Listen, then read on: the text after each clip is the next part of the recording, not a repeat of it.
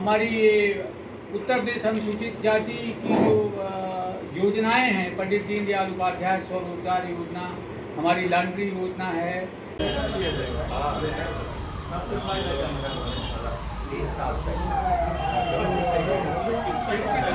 कि विभिन्न सामाजिक परिस्थितियों के कारण अनुसूचित जाति के लोग मुख्य धारा से बहुत दूर हो गए थे। योजनाएं के माध्यम से हम दलितों का रोजगार से जोड़ने का कार्य कर रहे हैं और पूरे देश में, पूरे प्रदेश में अनुसूचित जाति के लोग अब स्वरोजगार से जुड़ रहे हैं। इसको करेंगे, आप आगे बात कर लीजिए। ठीक है, पकड़ो इसको, लगाओ हाथ। आ जाओ बेटा, 2-3 लोग और आ जाओ। श्रद्धा जी आप ले जाइए।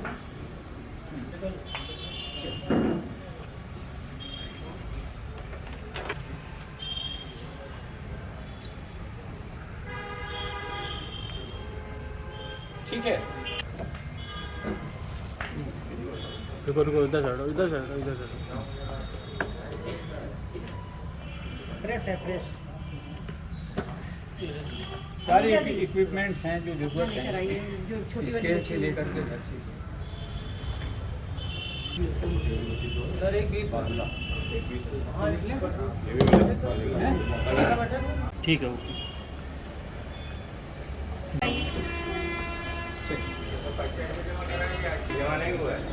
कितने बताएंगे? 280 per month. 280 per month. 3 year.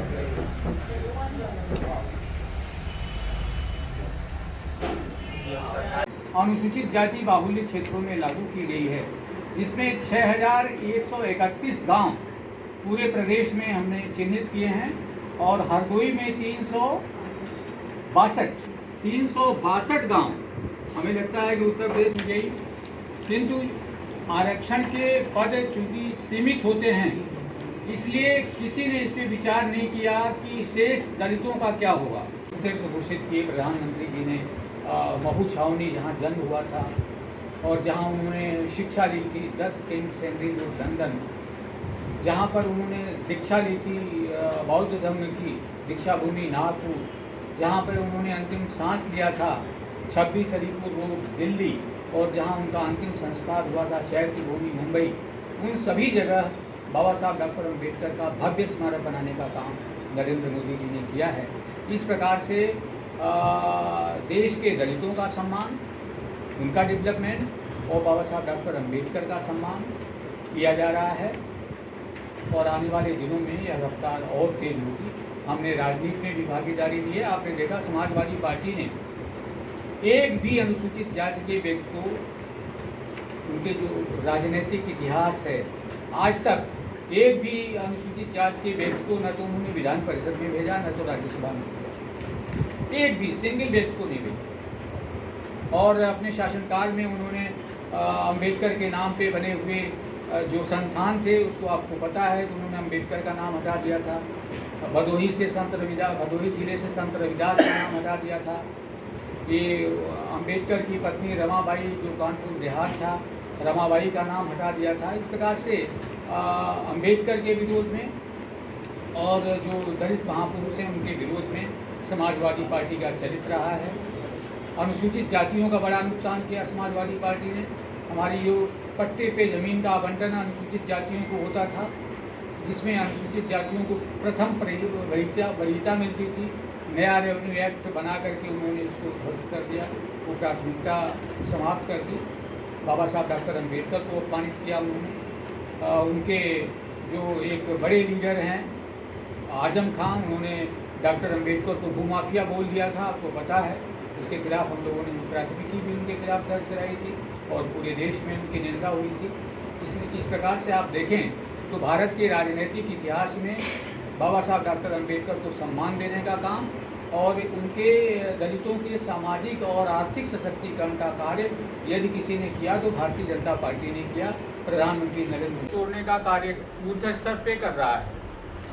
आपको पता है कि विभिन्न सामाजिक परिस्थितियों के कारण मुख्य धारा से बहुत दूर हो गए थे, जिसके लिए संविधान में उनके डेवलपमेंट के लिए रिजर्वेशन की व्यवस्था की गई किंतु आरक्षण के पहली बार प्रधानमंत्री नरेंद्र मोदी जी ने अनुसूचित जातियों के लिए आर्थिक एजेंडा घोषित किया।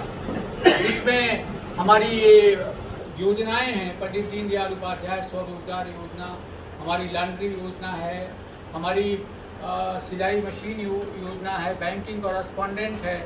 इस प्रकार की योजनाओं के माध्यम से स्टैंड अप इंडिया योजना है। देश में, पूरे प्रदेश में अनुसूचित जाति के लोग अब स्वरोजगार से जुड़ रहे हैं। इसके अलावा अनुसूचित जातियों के उत्तर प्रदेश अनुसूचित जाति वित्त एवं विकास निगम की जो लाभार्थी हैं हरदोई में, उन लाभार्थियों को सिलाई मशीन वितरण करने के लिए आज यह कार्यक्रम आयोजित हुआ है।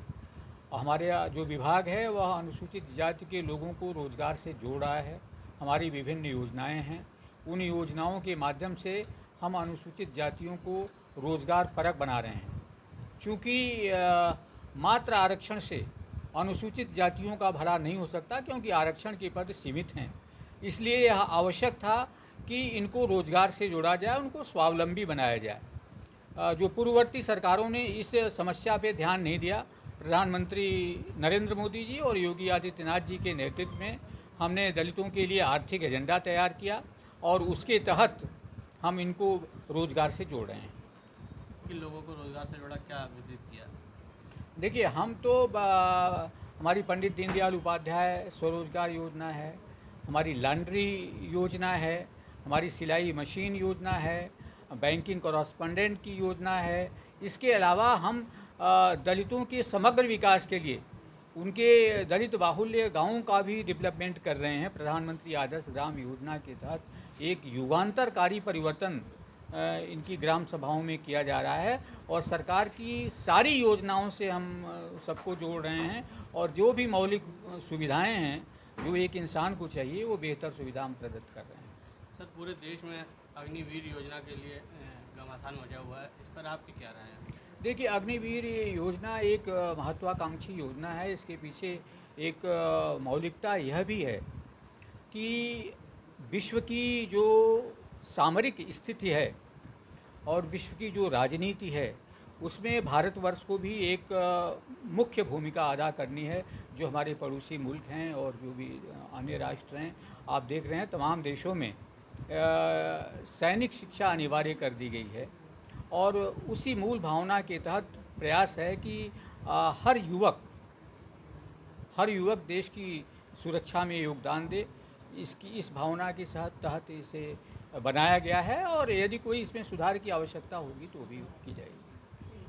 मतलब देश के जो युवा हैं सेना में जाना उनके लिए अनिवार्य होने वाला है? नहीं, अनिवार्य नहीं है ऐच्छिक, लेकिन जो उसकी मूल भावना है कि जो विश्व की जो सामरिक स्थिति है उसको देखते हुए हमें तत्पर रहना चाहिए। विपक्ष का आरोप है कि आप जीएसटी और किसान काले बिल लेके आए थे, जैसे कि वो नहीं समझा पाए, यह भी योजना नहीं समझा पाए। नहीं, देखिए, हमारी जो भी योजनाएं रही हैं